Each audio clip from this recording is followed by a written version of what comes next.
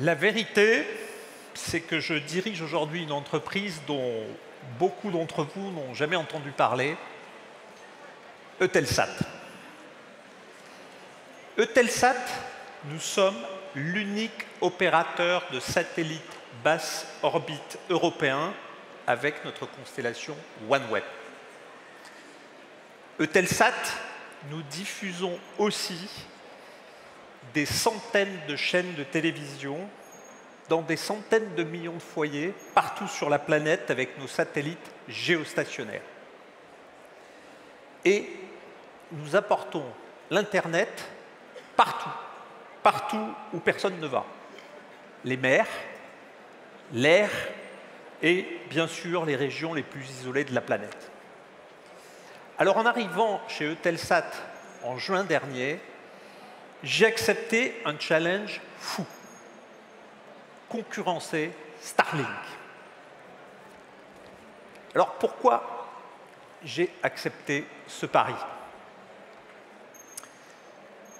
J'ai eu la grande chance de passer 30 ans de ma carrière dans les télécoms, bien sûr en France, mais dans d'autres pays européens, les Pays-Bas, la Roumanie, la Pologne, l'Espagne, et avec les équipes d'Orange, j'ai pu construire des réseaux fibres, des réseaux 4G, des réseaux 5G et gérer des bases de plusieurs millions, voire dizaines de millions de clients.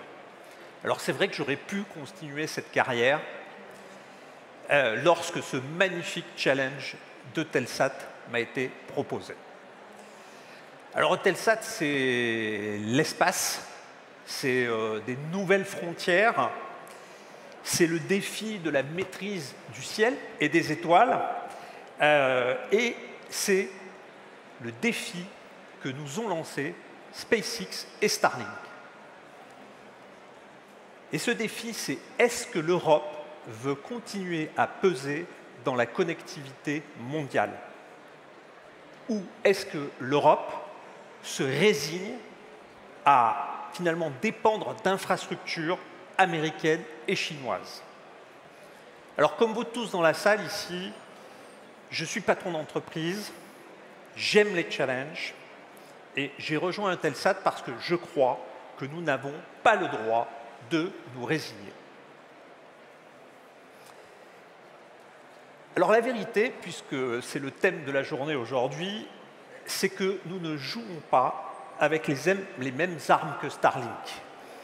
Ils ont des moyens financiers colossaux, ils ont des lanceurs, ils ont des technologies avancées, ils ont déjà lancé des milliers de satellites.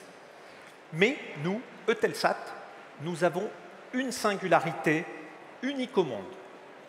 34 satellites en orbite géostationnaire à 36 000 km d'altitude qui assurent une couverture globale et continue de la planète. Et une constellation en basse orbite, OneWeb, qui apporte la rapidité et la mobilité parce que ces satellites sont plus bas. Ils sont à 1200 km d'altitude. Ils sont sur 12 cercles polaires. Imaginez-vous 50 satellites qui tournent dans un cercle polaire et qui font le tour de la planète en moins de 2 heures et qui communiquent avec la Terre, parce qu'il faut bien qu'ils communiquent avec la Terre, avec 40 champs d'antennes fixes qui sont situés sur tous les continents.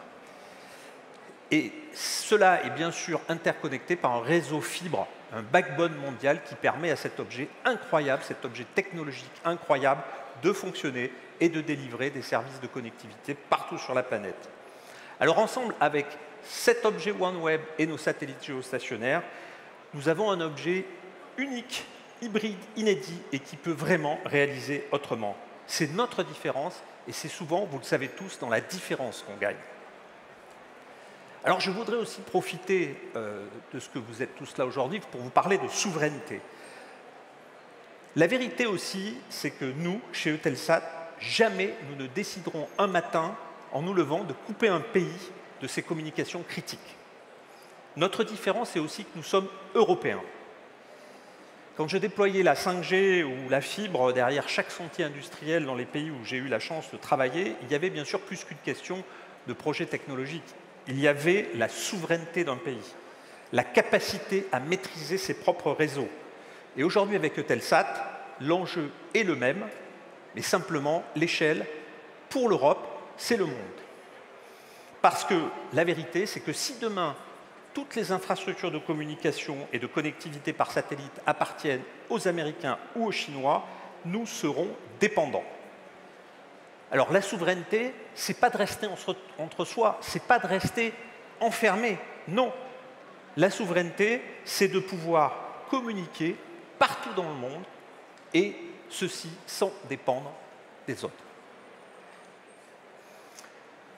Soyons lucides, Eutelsat, on ne va pas gagner cette bataille tout seul.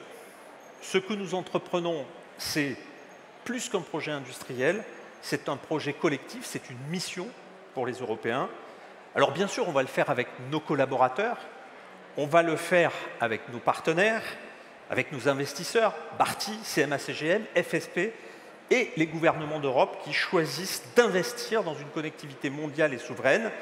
Alors bien sûr, il y a la France, et je remercie bien sûr ici Nicolas Dufourcq et la BPI. Il y a aussi le Royaume-Uni, et nous espérons embarquer plus de pays dans Eutelsat. Et bien sûr, c'est aussi avec vous, les entrepreneurs dans la salle, parce que vous nous aidez à innover, et dans notre business, c'est absolument critique. Alors, c'est cette vérité-là qui m'anime aujourd'hui. C'est avec la conviction qu'avec OneWeb, l'Europe a une carte à jouer dans les communications spatiales. Nous avons le courage de lancer un pari démesuré et je pense que nous pouvons écrire une histoire qui ne ressemble à aucune autre.